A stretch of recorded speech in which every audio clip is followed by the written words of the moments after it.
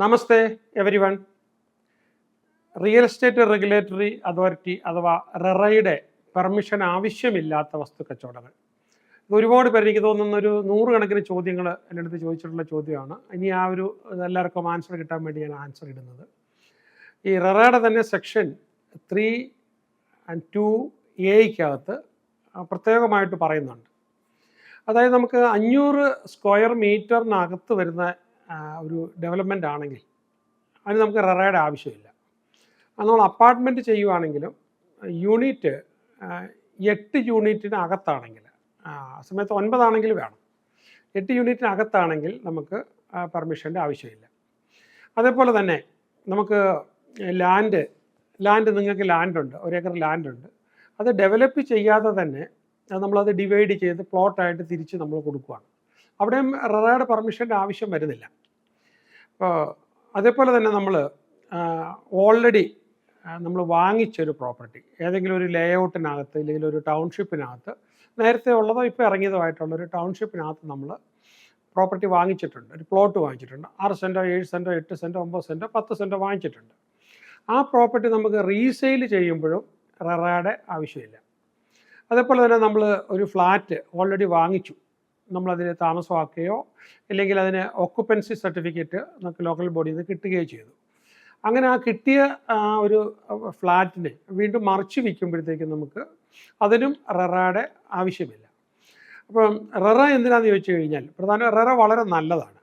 നമുക്ക് പ്രധാനമായിട്ടൊരു new project, ഒരു പുതിയ പ്രോജക്റ്റ് വരികയാണ്. ആ പുതിയ പ്രോജക്റ്റിൽ ഡെവലപ്പറുണ്ട്. അപ്പോൾ ആ പുതിയ പ്രോജക്റ്റ് എടുക്കുമ്പോൾ ആൾക്കാർക്ക് സംശയമാണ്, ഈ ക്യാഷ് കൊണ്ടിട്ട് കഴിഞ്ഞാൽ ഉറപ്പുണ്ടോ, ഗവൺമെൻറ് നിയന്ത്രണമുണ്ടോ എന്ന് വളരെ വ്യക്തമായിട്ട്. അപ്പോൾ അത് സെക്ഷൻ 3-കകത്ത് വളരെ വ്യക്തമായിട്ട് പറഞ്ഞിട്ടുണ്ട്. പുതിയ ഡെവലപ്പറോ ബിൽഡറോ ഇറക്കുന്ന, അല്ലെങ്കിൽ ഏതൊരു ഡെവലപ്പറോ ബിൽഡറോ ഇറക്കുന്ന ഒരു പുതിയ പ്രോജക്റ്റ്, ഒരു പുതിയ പ്രോപ്പർട്ടി, അതിനകത്താണ് ഇപ്പോൾ ന്യൂ റിയൽ എസ്റ്റേറ്റ് പ്രോജക്റ്റ് എന്നാണ് പ്രത്യേകം പറഞ്ഞിരിക്കുന്നത്. അവർക്ക് റെറയുടെ രജിസ്ട്രേഷൻ ഉണ്ടെങ്കിൽ മാത്രമേ പറ്റുള്ളൂ. അതേപോലെ നമുക്ക് അപ്പാർട്ട്മെൻറ്റ് ചെയ്യുവാണെങ്കിലും അപ്പാർട്ട്മെൻറ്റിനും നമ്മൾ നേരത്തെ കാശ് കൊടുത്തിട്ട് ചിലപ്പോൾ 1 വർഷം 2 വർഷം 3 വർഷം കഴിഞ്ഞായിരിക്കും അപ്പാർട്ട്മെൻറ്റ് നമുക്ക് ഡെലിവറി കിട്ടുന്നത്. അപ്പോൾ അതുവരെ നമ്മുടെ ഈ പൈസയ്ക്ക് ഒരു ഉറപ്പുമില്ല. ആ ഒരു കാര്യത്തിനകത്ത് നമുക്ക് എന്ത് വേണം, നമുക്ക് റെറ മസ്റ്റാണ്.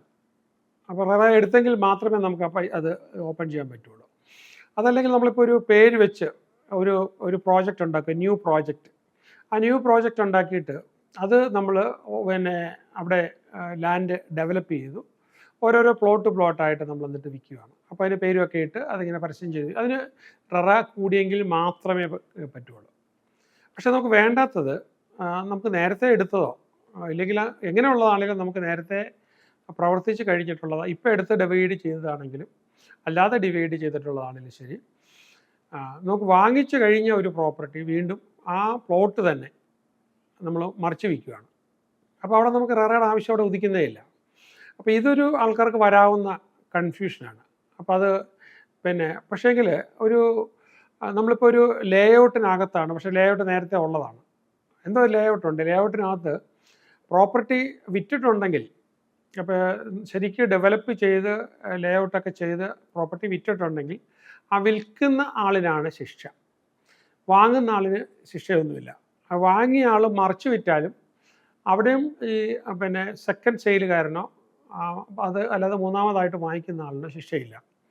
ആദ്യം റെറ വയലേറ്റ് ചെയ്ത് നമ്മൾ പ്രോജക്റ്റായിട്ട് ഡെവലപ്പ് ചെയ്ത് പ്രോജക്റ്റിൻ്റെ അകത്ത് യൂണിറ്റായിട്ട് കൊടുത്തെങ്കിൽ മാത്രമേ ശിക്ഷയ്ക്കകത്ത് വരുന്നുള്ളൂ. വളരെ പ്ലെയിൻ വേർഡ്സാണ്. നമുക്ക് റെറയുടെ ആദ്യ ഭാഗം തന്നെ വായിച്ചു കഴിഞ്ഞാൽ, ഒരു ന്യൂ റിയൽ എസ്റ്റേറ്റ് പ്രോജക്റ്റ് അവിടെ ഡെവലപ്പറും ബിൽഡറും വരുമ്പോഴാണ് ഈ ഒരു സംഭവം വരുന്നത്. അതേപോലെ തന്നെ നമുക്ക് ഓൾറെഡി പഴയ ഒരു വീടോ സ്ട്രക്ചറോ നമ്മൾ എടുത്തിട്ട് അതിന് റിനോവേറ്റ് ചെയ്യുവാണെങ്കിൽ നമുക്ക് റെറയുടെ ആവശ്യമില്ല. അപ്പോൾ അവിടെ നമുക്ക് പക്ഷേങ്കിൽ നമ്മൾ റിനോവേറ്റ് ചെയ്ത് വരുമ്പോൾ ഈ 500 സ്ക്വയർ മീറ്ററോ ഇല്ലെങ്കിൽ 8 യൂണിറ്റോ കഴിഞ്ഞു പോവുകയാണ്, പുതിയതായിട്ട് നമ്മൾ ഡെവലപ്പ് ചെയ്യുന്നത്, അഡീഷണലായിട്ട് ഡെവലപ്പ് ചെയ്യുന്നത് കഴിഞ്ഞു പോവുകയാണെങ്കിൽ നമ്മളതിന് കൃത്യമായിട്ട് റെറ അപ്രൂവൽ എടുക്കണം. അത് വിൽക്കാനായിട്ടുള്ളതാണെങ്കിലും പഴയതെന്ന് പറഞ്ഞിട്ട് കാര്യമില്ല. റിനോവേഷൻ്റെ കൂടെ അഡീഷണൽ യൂണിറ്റ്സ് കയറ്റുന്നുണ്ടെങ്കിൽ മാത്രം. അപ്പം നമ്മൾ ഈ പിന്നെ ഒരു കൂട്ടുകുടുംബത്തിൻ്റെയോ അല്ലെ 2, 3, 4 സഹോദരങ്ങളുടെ ഒരു പ്രോപ്പർട്ടി കിടക്കുന്നത്, അത് അവർ വേറെ ഡെവലപ്മെൻറ്റോ പേരോ പ്രോജക്റ്റിൻ്റെ പേരോ ഒന്നുമില്ല, 4-5 ഭാഗമായിട്ട് 4-5 പ്ലോട്ടായിട്ട് മുറിച്ച് കൊടുക്കുന്നിടത്ത് അവിടെ റെറയുടെ ആവശ്യം വരുന്നില്ല. പക്ഷെ 1 ഏക്കർ 25 സെൻറ്റിന് മുകളിൽ നമ്മളൊരു പ്രോപ്പർട്ടി എടുത്ത് എന്തെങ്കിലും ചെയ്യുവാണെങ്കിൽ അത് നമുക്ക് അവിടെ ലോക്കൽ ബോഡിയിൽ നിന്നും നമ്മൾ പെർമിറ്റ്, അത് 1 ഏക്കർ 25 സെൻറ്റിന് മുകളിൽ വരുമ്പോൾ മാത്രം നമ്മൾ ലോക്കൽ ബോഡിയിൽ നിന്നും പെർമിറ്റ് വാങ്ങിക്കേണ്ടതുണ്ട്. പക്ഷേ അതിന് താഴെയാണ് നമ്മൾ കുറച്ച് മാത്രം ഒക്കെ എടുത്ത് കൊടുക്കുന്നിടത്ത് റെറയുടെ ആവശ്യവും വരുന്നില്ല, ലോക്കൽ ബോഡിയുടെ ആവശ്യവും വരുന്നില്ല. പിന്നെ ഇതിനകത്ത് നമുക്ക് കൃത്യമായിട്ട് ചോദിക്കാനും പറയാനും ഈ നമ്മൾ നാട്ടിലാരോടും ചോദിച്ചിട്ട് കാര്യമില്ല. നമുക്കിതിനെക്കുറിച്ച് വളരെ കൃത്യമായിട്ട് വിവരം കിട്ടാനായിട്ട് റെറയ്ക്ക് ജനറൽ നമ്പറുണ്ട്. അപ്പോൾ എൻക്വയറി നമ്പറുണ്ട്. നമുക്ക് നെറ്റിൽ കയറിയിട്ട് ആ നമ്പർ എടുത്തിട്ട് ഇന്നതുപോലെയാണ് കാര്യങ്ങൾ, എനിക്കത് വാങ്ങിക്കാൻ പറ്റുമോ. അപ്പോൾ ഈ പ്രീവിയസ് ആയിട്ടുള്ള കാര്യങ്ങൾ നമുക്ക് അന്വേഷിക്കുക റിപ്പോർട്ട് ചെയ്യാവുന്നത് നമ്മുടെ ജോലിയല്ല. എനിക്കിപ്പോൾ പറയുന്ന പ്രോപ്പർട്ടി വാങ്ങിക്കുന്നതിന് എനിക്ക് ലീഗൽ എന്തെങ്കിലും ലയബിലിറ്റി ഉണ്ടോ എന്ന് ചോദിച്ചാൽ അവിടെ നിന്ന് തന്നെ അവർ വളരെ സഹായിക്കുന്ന ഒരു ഓർഗനൈസേഷനാണ്. അപ്പോൾ തന്നെ നമുക്ക് മറുപടി കിട്ടും. നമുക്ക് റീസെയിൽ വാങ്ങിക്കുന്നതിന് ഇതില്ല. പക്ഷേ പണ്ട് ആരെങ്കിലും അങ്ങനെ പ്രൊജക്റ്റായിട്ട് ഡെവലപ്പ് ചെയ്ത് കൊടുത്ത് അത് പരാതി വന്നിട്ടില്ലെങ്കിൽ അതൊക്കെ അറിയാനായിട്ട് പറ്റില്ലല്ലോ. അങ്ങനെയുള്ളത് കാണുമായിരിക്കും. എന്നാലും 8 യൂണിറ്റിനകത്താണെങ്കിലോ 500 സ്ക്വയർ മീറ്ററിനകത്താണെങ്കിലോ റെറയുടെ പരിധിയിൽ വരുന്നില്ല. ഞാനിപ്പോൾ ഈ പറഞ്ഞത് തന്നെയാണ്. ഇപ്പോൾ റെറ ആക്ടിൻ്റെ ആ ഒരു ഭാഗം നിങ്ങൾക്ക് കിട്ടണമെങ്കിൽ ജസ്റ്റ് ഗൂഗിളിൽ കയറി നോക്കിയാലും, അതല്ല വേറെ ഒരുപാട് യൂട്യൂബ്സ് ഇതിനെക്കുറിച്ച് ചെയ്തിട്ടുള്ളതുണ്ട്. അപ്പോൾ നമുക്ക് അതിൽ നിന്ന് തന്നെ നമുക്ക് വളരെ വ്യക്തമാണ്. അപ്പം വാങ്ങിച്ച പ്രോപ്പർട്ടി വീണ്ടും ഇപ്പോൾ ഈ അടുത്തിടയ്ക്കായിരിക്കും വാങ്ങിച്ചേക്കുന്നത്, അവർ പ്രോപ്പർട്ടി ഡെവലപ്പ് ചെയ്തിട്ടുണ്ടായിരിക്കും. ഡെവലപ്പ് ചെയ്ത് അവർ കോംപ്രിഹെൻസീവായിട്ട് റെറയ്ക്ക് അപ്ലൈ ചെയ്തുകൊണ്ടിരിക്കുമായിരിക്കും.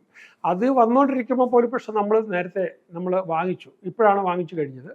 അത് കഴിഞ്ഞപ്പോൾ നമുക്ക് കുറച്ചുകൂടെ കൂടുതൽ വില കിട്ടുകയോ നമ്മളിവിടുന്ന് സ്ഥലം മാറി പോവുകയോ ചെയ്യുകയാണെങ്കിൽ നമുക്കത് റീസെൽ ചെയ്തിട്ട് പോകുന്നതിനും അത് ഇനിയും അപ്രൂവൽ വരാനായിട്ട് കാത്തിരിക്കേണ്ട ആവശ്യമൊന്നും നമ്മുടെ പ്രോപ്പർട്ടി ആയിട്ട് അതിന് ബന്ധമില്ല. കാരണം because it's A second sale ആയതുകൊണ്ട് നമുക്ക് ആവശ്യമേ ഇല്ല. അപ്പോൾ ഈ പൊതുവെ പറയുമ്പോഴത്തേക്ക് ബാങ്കുകൾക്ക് ഇത് കാണുമ്പോഴത്തേക്ക് ഒരു സംശയം വരുന്ന റെറയുടെ പേപ്പർ ഉണ്ടോ. അപ്പോൾ റെറയുടെ പേപ്പർ ഉണ്ടെങ്കിൽ അപ്പോൾ ഈ ഒരു ഭാഗം തന്നെയാണ് ഒരു പ്ലോട്ട് മാത്രമായിട്ട് സെക്കൻഡ് സെയിൽ നടത്തുന്നിടത്ത് വീണ്ടും ചോദിക്കേണ്ട കാര്യമോ അത് കൊടുക്കേണ്ട കാര്യമില്ല. പക്ഷേ ആസിറ്റീസ് ഇന്ന് വരെ ഇത് ലോ വളരെ വ്യക്തമായതുകൊണ്ട് ഒരു കേസിൽ പോലും ഡിസ്പ്യൂട്ട് ആകുകയോ ഹൈക്കോടതിയിലോ സുപ്രീം കോടതിയിലോ ഇങ്ങനെ ഒരു വിധി വരികയോ ചെയ്തിട്ടില്ല. റെറയ്ക്ക് ഒരു ട്രൈബ്യൂണലുണ്ട്, അവിടെയും ഈ ഇഷ്യൂ വന്നിട്ടില്ല. കാരണം ആക്ട് വളരെ വ്യക്തമാണ്. ബാങ്കിൻ്റെ ഏത് മാനേജർക്കോ ഇല്ലെങ്കിൽ ലോ ഓഫീസർക്കോ എടുത്ത് നോക്കിക്കഴിഞ്ഞാൽ ഒരു പ്രോജക്റ്റിനകത്ത് പിന്നെ പ്രോജക്റ്റ് ഇപ്പോഴായിരിക്കും ആയിട്ടുള്ളത്, അതിന് മുമ്പ് വാങ്ങിച്ച ഒരാൾ അതിന് മുമ്പേ വാങ്ങിച്ചിരിക്കണം, അയാളുടെ പേരിൽ മാത്രമായിട്ട് ഒരു പർട്ടിക്കുലർ സെൻറ്റ്, ഇപ്പോൾ 10 സെൻറ്റോ 15 സെൻറ്റോ വട്ടവർ, അത് മറച്ചു വയ്ക്കുന്നതിന് റെറയുടെ ആവശ്യമേ വരുന്നില്ല. അപ്പോൾ ഐഡിയ വളരെ വ്യക്തമായി കാണും. പക്ഷേ ഞാൻ ഒരു കാര്യം പറയാം, കഴിയുന്നത്രയും നിങ്ങളൊരു പ്രോജക്റ്റ് ഡെവലപ്പ് ചെയ്യുന്നുണ്ടെങ്കിൽ റെറയ്ക്കകത്തോടെ പോവുക തന്നെയാണ് നിങ്ങൾക്ക് സുരക്ഷിതത്വവും, വിൽക്കാൻ എളുപ്പവും ആൾക്കാർ വാങ്ങാൻ എളുപ്പവുമെല്ലാം. അപ്പോൾ റെറ ഉണ്ടോ എന്ന് ചോദിച്ചു കഴിഞ്ഞാൽ റെറ വേണ്ടാത്തത് മാത്രമേ ഉള്ളൂ, അല്ലാത്തതല്ല. റെറയ്ക്ക് ഈ മറ്റുള്ള പുതിയ ഓർഗനൈസേഷൻ, വളരെ യങ് ഓർഗനൈസേഷൻ ആയതുകൊണ്ട് നമ്മുടെ ഈ മറ്റ് സ്ഥാപനങ്ങളിലുള്ളതുപോലെ ഡിലേ ഒന്നുമില്ല. നമ്മൾ കൊടുക്കുന്നതെല്ലാം കറക്റ്റായിട്ടാണെങ്കിൽ അവർക്ക് 2 3 ഇല്ലെങ്കിൽ ഒരാഴ്ചക്കകത്തോ 2 ആഴ്ചക്കകത്തോ നമുക്ക് റെറ തരാനായിട്ടോ വളരെ ഈസിയാണ്. അതൊരു സ്ക്വയർ മീറ്ററിന് ഏതാണ്ട്, എൻ്റെ ഓർമ്മ ശരിയാണെങ്കിൽ ലാൻഡ് ഡെവലപ്പ് ചെയ്യുന്നതിന് നമുക്ക് ഒരു സ്ക്വയർ മീറ്ററിന് 10 രൂപയൊക്കെ വരത്തുള്ളൂ. അപ്പോൾ അത് വെച്ചിട്ട് നമുക്ക് എത്ര സ്ക്വയർ മീറ്റർ മൊത്തം ഉണ്ട്, അപ്പോൾ അത് എടുക്കാവുന്നതാണെങ്കിൽ നമുക്ക് എടുക്കാം. വലിയ പ്രോപ്പർട്ടി ആണെങ്കിലും നിങ്ങൾക്ക് എടുക്കാം. ഇപ്പോൾ ലാൻഡ് ഡെവലപ്പ് ചെയ്യുന്നതിന് വലിയ പ്രശ്നം വരുന്നില്ല. അതേപോലെ തന്നെ മറ്റൊരിതാണ്, നമുക്കിപ്പം ഫ്ലാറ്റ് പണിയുമ്പോഴും നമുക്ക് പഴയതുപോലെ ഈ പൈസ എടുത്ത് റോള് ചെയ്ത് ഡൈവേർട്ട് ചെയ്യരുത്, ആ പ്രശ്നമാണ് നോക്കുന്നത്. അപ്പോൾ എസ്ക്രോ അക്കൗണ്ടിൽ ആ എമൗണ്ട് കിടക്കണം. പണി തീരുന്നതനുസരിച്ച് നമുക്ക് അതിൽ നിന്ന് റിലീസ് ചെയ്തെടുക്കാൻ പറ്റും. അതിനകത്തൊന്നും വലിയ പ്രോബ്ലം വരുന്നില്ല. അപ്പോൾ എപ്പോഴും റെറ ഉള്ളത് തന്നെയാണ് നല്ലത്. പക്ഷേ ഈ ഓൾറെഡി വാങ്ങിച്ചു കഴിഞ്ഞിട്ട് ഇത് മറച്ചു വയ്ക്കാനായിട്ട് ഒരു പ്ലോട്ടിന് മാത്രം പോയിട്ട് റെറ ചോദിച്ചോട്ട് കിട്ടത്തുമില്ല. അത് മാത്രമായിട്ട് റെറ കിട്ടത്തുമില്ല, എടുക്കാനായിട്ട് അസാധ്യമാണ് താനും. പക്ഷേ അതുപോലെ തന്നെ നമ്മൾക്കിപ്പോൾ ഒരു നേരത്തെ ഉള്ളൊരു പ്രോജക്റ്റിനകത്ത് ലാൻഡായിട്ട് മുറിച്ച് കൊടുത്തുകൊണ്ടിരുന്നതിനകത്ത് നമ്മൾ പ്ലോട്ട് വാങ്ങിച്ചു.